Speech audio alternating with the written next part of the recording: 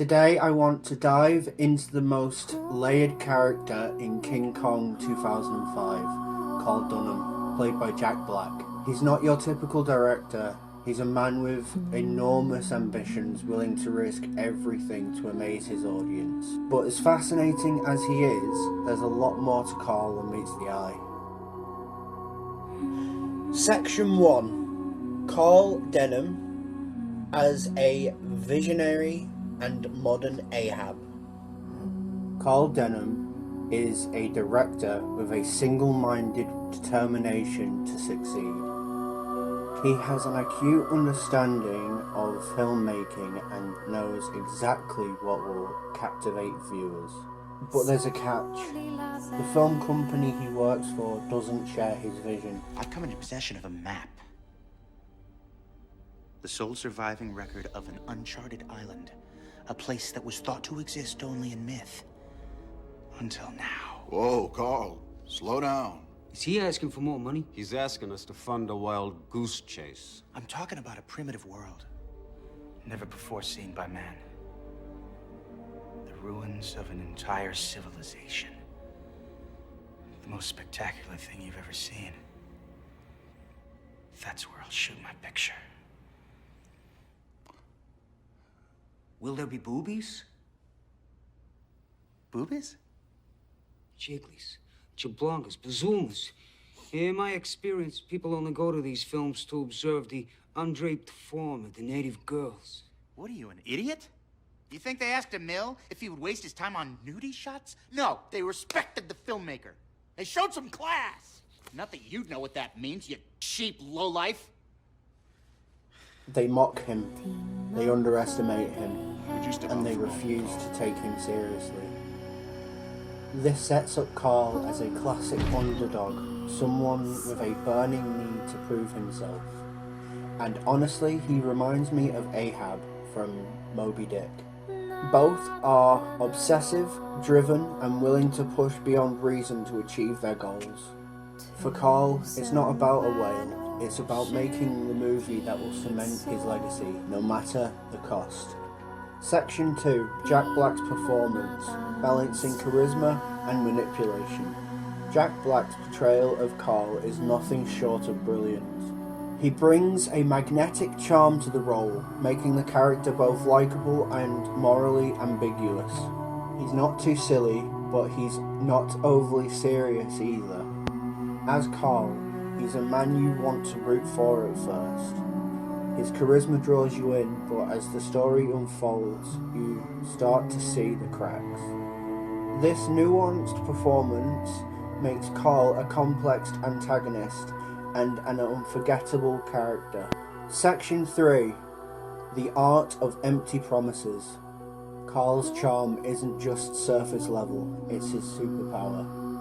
He constantly makes promises he can't possibly keep, but people believe him because he tells them exactly what they want to hear. Fame, fortune, safety.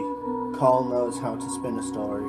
Ability to manipulate others isn't just a flaw, it's a part of what makes him so compelling. You know he's lying, but there's still a part of you that wants to believe him. It's this duality that keeps the audience hooked. Section 4. The chocolate scene. A stranger in a strange land. One of the most interesting scenes in the film is when Carl offers chocolate to a native girl.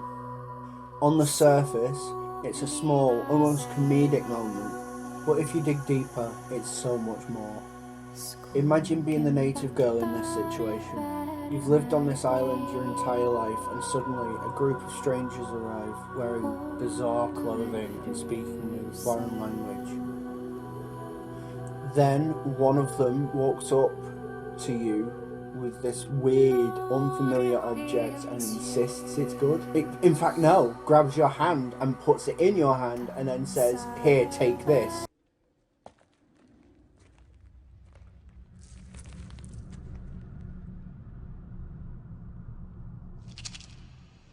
Mr. Denham, I think we should go back. We'll handle this.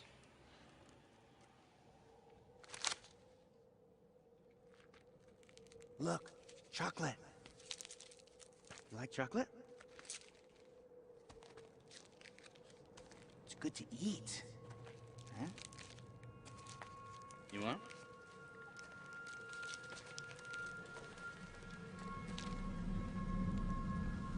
Take it.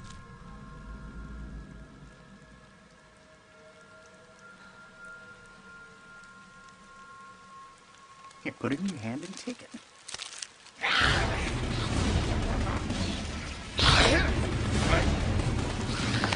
For God's sakes, Denham, leave the native alone. He doesn't want the chocolate.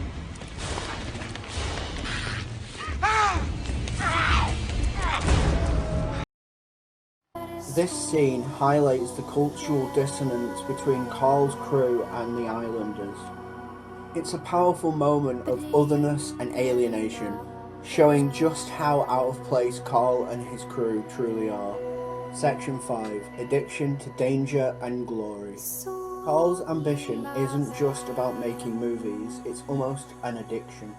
When one of his friends dies, he doesn't mourn. Instead, he sees another opportunity to return to the island. This is where we see how Carl's obsession starts to take a darker turn.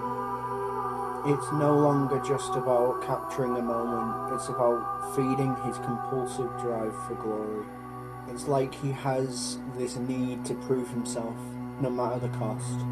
Danger isn't something he avoids, it's something he actively seeks out. This reckless drive for glory adds another layer to his character and makes his actions both fascinating and tragic.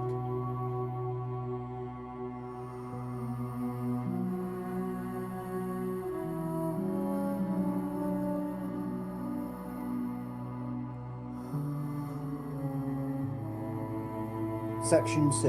The bug scene, a perfect example of Carl's obsession. Speaking of obsession, let's talk about the infamous bug scene.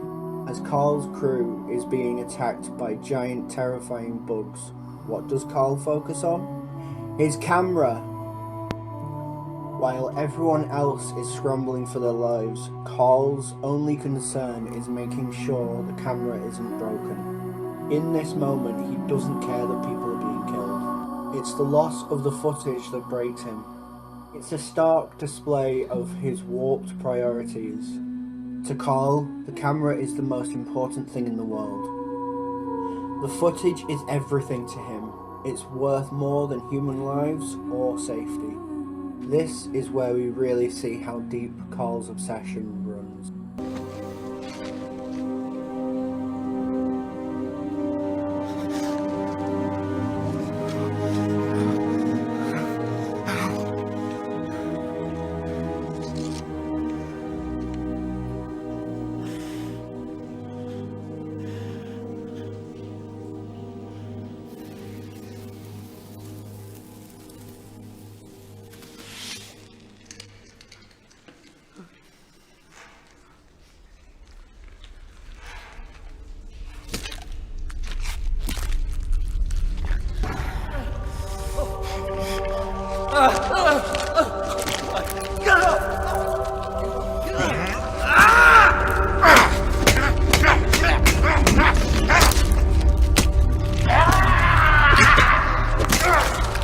Just as you go down, for the third and final time, as your head disappears beneath the waves, and your lungs fill with water. Do you know what happens in those last precious seconds before you drown? Come on, buddy, get up the rope. Come on, get out of here. Come on. Your whole life passes before your eyes. And if you've lived as a true American, you get to watch it all in color. Oh, and you will. Now, why don't you climb up the rope, huh? Come on. People are dying around him, but it's the loss of the camera that pushes him over the edge. His obsession with capturing the perfect shot has completely consumed him, and it's this singular focus that defines his character. Section 7. The music, amplifying Carl's mental state.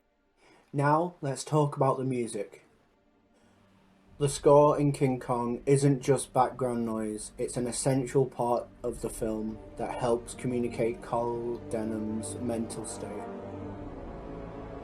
From the very start, the music sets the tone for Carl's obsessive, almost manic energy. As Carl drives forward, desperately chasing his dreams, the swelling orchestral scores reflect his internal chaos. The more Carl's sanity unravels, the more intense and dramatic the music becomes. Take for example the bug scene. When the chaos unfolds, Carl fixates on his camera. The music mirrors his frantic obsession, turning into a rapid crescendo of tension. It's like the score is amplifying the wildness in his mind. The music isn't just there to accompany the action, it plays a huge role in showing how far Carl is willing to go to get what he wants. It perfectly complements his mental deterioration and it makes the stakes feel higher. When Carl is pushed to the edge, you can feel it in the music. And it's almost as if the score is telling you, this situation is about to explode. Section 8. Disposable relationships. And then there's the way Carl treats the people around him. He doesn't see them as friends, he sees them as tools. This becomes clear when he reuses the same speech for 2 different friends who die. It's a chilling moment that shows just how far Carl is willing to go to achieve his goals. People aren't individuals, they're pieces of a puzzle he needs to complete his vision. It's cold, it's manipulative, but also it's completely in line with who Carl is as a character.